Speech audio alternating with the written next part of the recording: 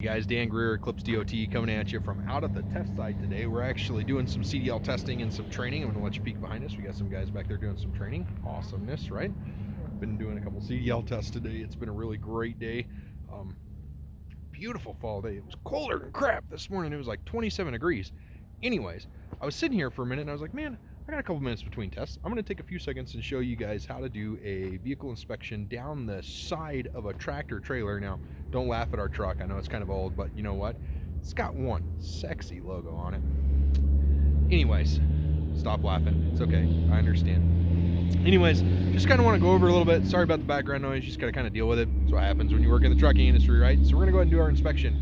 As we do the inspection, we want to go ahead and make sure that the mirror is mounted secure properly, that the glass is clear, that it's in place, and that it's clean as well. From there, we want to check the door, make sure the door is mounted and secure. Go ahead and open the door, lift up on the door just a little bit to make sure that it's mounted secure properly in there, and then close it. Before we close it though, we're going to go ahead and check the weather stripping, this stuff right here, all the way around it. If it's got weather stripping on the cab, we want to check that as well. Close the door, make sure that it closes well in there. Next, we're going to check our grab handle, make sure that our grab handle is in good condition. And then next, we're going to kind of move on down here. Let me see if I can do this. We're going to move on down here.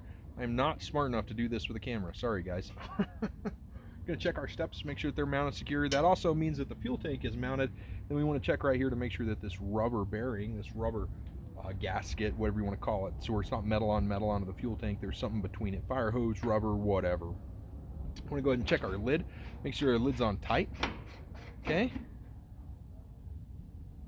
Wasn't tight, was it? Anyways, if we took it off, we'd make sure that there was a chain in there, rubber seal in the lid, that kind of stuff.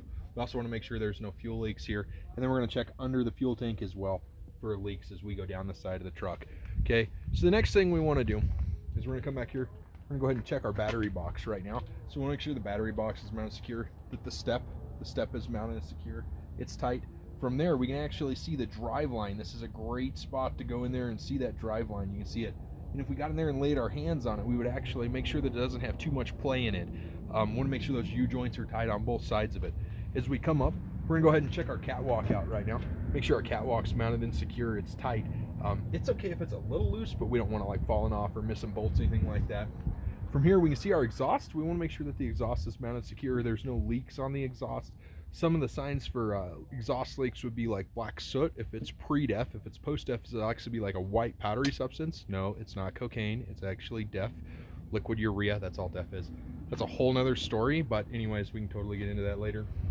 We're not going to focus on the connection of the truck and the trailer, just the truck. We'll actually do a whole nother one for the truck and the trailer connection.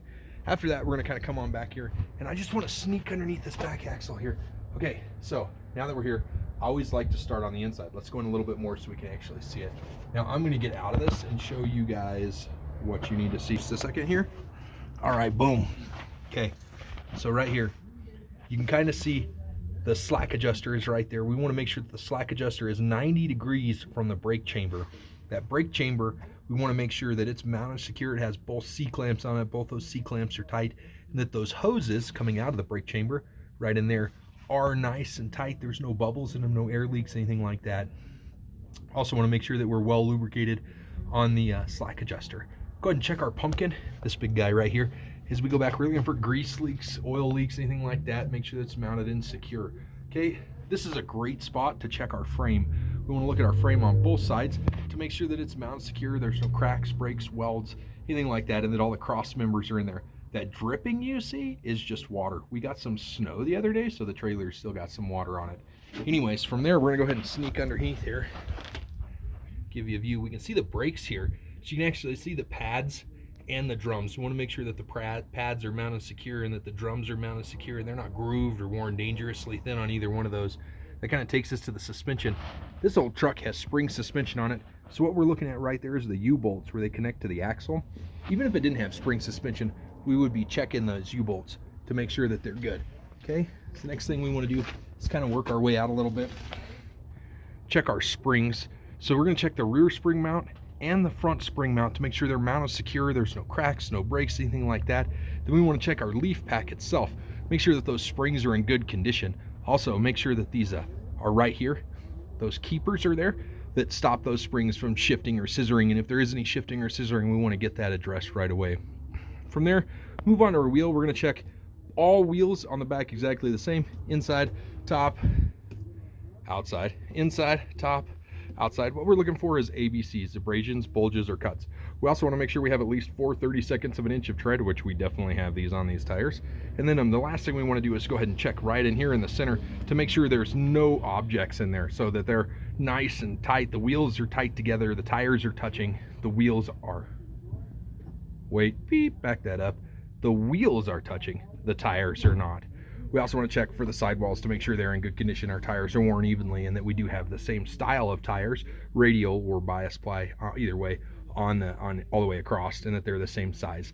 Okay, the last thing we want to do is go ahead and move on out to the outside. We're going to work our way down. Check our lug nuts, make sure that they're tight. Actually lay hands on those lug nuts to make sure they're tight. A few things we can tell if a lug nut's loose is if there's rust ring around it or some streaking rust.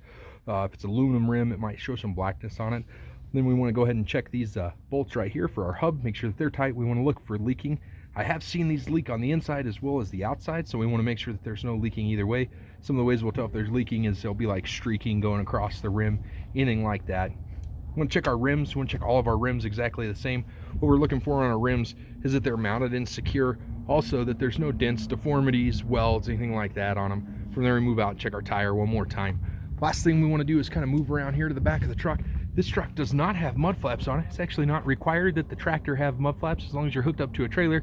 Now, if we were bobtailing, we'd have to throw some mud flaps on this bad boy, but we don't have to here. Last thing we want to do is go and check those lights. We want to check the lens condition of those lights, make sure that they're in good operating condition, red behind the rear axles, that they're clear, they're not fogged, and that we will check their operation of them here in just a little bit.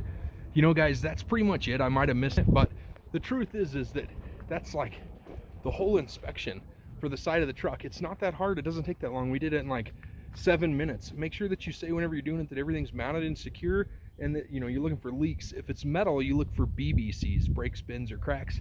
If it's rubber, you look for ABCs, abrasions, bulges, or cuts. One of the things that I didn't mention that I kind of want to bring up real quick is just in the battery box. Take this bad boy off and check the batteries. You want to make sure they're not sweating, nothing like that, okay? Definitely won't be sweating today. It's like literally it's warmed up to 40 degrees. It's gorgeous out here. So anyways, that's it, guys. That's the whole side of the truck. That's like nothing. All right, hope you guys have a great day. We'll be talking to you soon.